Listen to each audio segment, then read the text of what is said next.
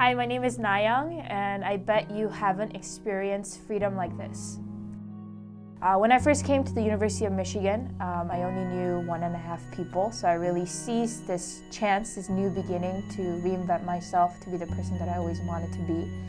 And my freshman year, I just wanted to do anything and everything to be liked.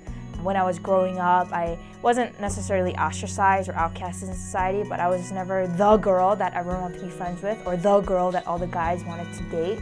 And that's what I wanted to be when I came to college. I think along that process of altering my personality, my interests, I ended up really compromising a lot of my personal values and who I wanted to be. And I think it all climaxed down to one night in March of my freshman year when I came home to my room half drunk from Necto and opened up my personal blog and just started writing, confessing honestly to myself how I was feeling. And I think it was that point that I realized that even though I was doing everything that I wanted, everything that I hoped for in my new time in college, I just felt something really empty and void and missing inside. And that's the time that I was reminded of this one verse from the book of Matthew in the Bible, where Jesus says that if anyone would come after me, he must deny himself, take up his cross, and follow me.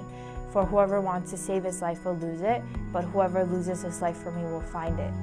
When I first heard this verse, I didn't get it. I was like, what? That makes no sense to me whatsoever. But that point in March was when I decided that I wanted to give Jesus a chance because he was offering me a life that was better. The best way that I could describe this was the first time that I got glasses. I remember going to the eye doctor, and after he measured my eyes, he made this funky device with thick lenses, and he put them on my eyes. And I remember the first time that I opened my eyes, I was stunned. I was speechless because I didn't know that it was possible.